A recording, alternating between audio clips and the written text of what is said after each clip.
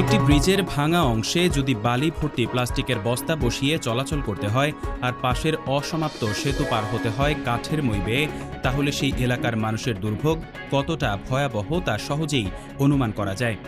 ময়মনসিংহের ত্রিশাল উপজেলার পোড়াবাড়ি এলাকায় ক্ষীরু নদীর ওপর নির্মিত পুরনো বেইলি ব্রিজটির বর্তমান অবস্থা এখন এমনই। সরেজমিনে দেখা গেছে দীর্ঘদিনের ব্যবহারে ব্রিজটির বিভিন্ন স্থানের পাটাতন সরে গেছে এবং বেশ কয়েকটি অংশ ভেঙে ঝুঁকিপূর্ণ হয়ে পড়েছে। স্থানীয়রা নিজেরাই ভাঙা অংশে বালি ভর্তি প্লাস্টিকের বস্তা বসিয়ে কোনো রকমে চলাচলের ব্যবস্থা করেছেন। পুরো ব্রিজ জুড়ে প্রায় শতাধিক বস্তা ব্যবহার করা হলেও দুর্ঘটনার আশঙ্কা রয়েই গেছে। দুর্ঘটনার ঝুঁকি এড়াতে অনেক পথচারী পাশের নির্মাণাধীন নতুন সেতু ব্যবহার করছেন। তবে সেতুটির কাজ অসমাপ্ত থাকায় একপাশে কাঠের তৈরি অস্থায়ী মই লাগিয়ে পারাপার করতে হচ্ছে।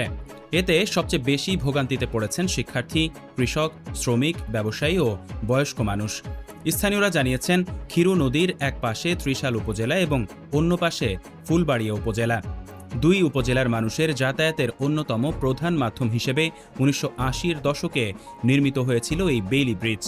দীর্ঘদিন সংস্কার না হওয়ায় এটি এখন অত্যন্ত নড়বড়ে ও ঝুঁকিপূর্ণ অবস্থায় রয়েছে। দুর্ভোগ তো শুধু আমাদের একার জন্য না, এলাকাবাসীর জন্য, দেশের জন্য।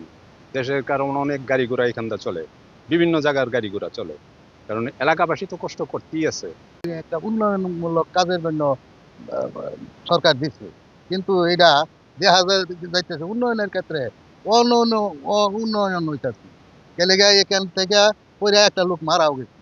ব্রিজটা বেশি দিন টিকতো না, উঠতে গেলে 1 মাসের ভিতরে এটা ওকে এমনকি বিরাট একটা ক্ষতিগ্রস্ত হইতে পারে, কারণ ট্রাক যায়, বাস যায়, ছোট ছোট গাড়ি যায়, এইগুলা নষ্ট হইতে পারে। এইটা আসলে তো প্রায় অনেক দিন যাবৎ ভোগান্তি। আপনার প্রায় সময় অ্যাক্সিডেন্ট করে, যে স্কুল কলেজের ছাত্ররাও যায়, ওরাও কিন্তু ভয়ে থাকে এই ব্রিজের মধ্যে। আসলে দেশের অবস্থা এইভাবে থাকলে মানুষ খুব কষ্টের মধ্যেই থাকে।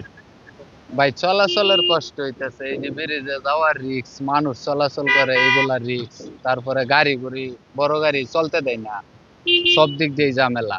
এলজিইডি সূত্র জানায়, পুরনো ব্রিজের বিকল্প হিসেবে ২০২২ সালে বাংলাদেশ সরকার ও বিশ্বব্যাংকের অর্থায়নে প্রায় ৮,৬৮,০০,০০,০০০ টাকা ব্যয়ে ৭০ মিটার দৈর্ঘ্যের একটি নতুন সেতুর নির্মাণ কাজ শুরু হয়।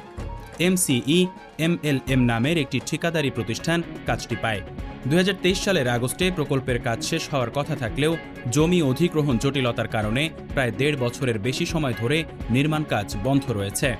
সংশ্লিষ্ট সূত্র জানায়, বর্তমানে প্রায় ১৯.৫% জমি অধিগ্রহণ নিয়ে জটিলতা রয়েছে। এই জমির মালিক ও ওয়ারিশ মিলিয়ে প্রায় ২০ থেকে ২২ জন রয়েছেন।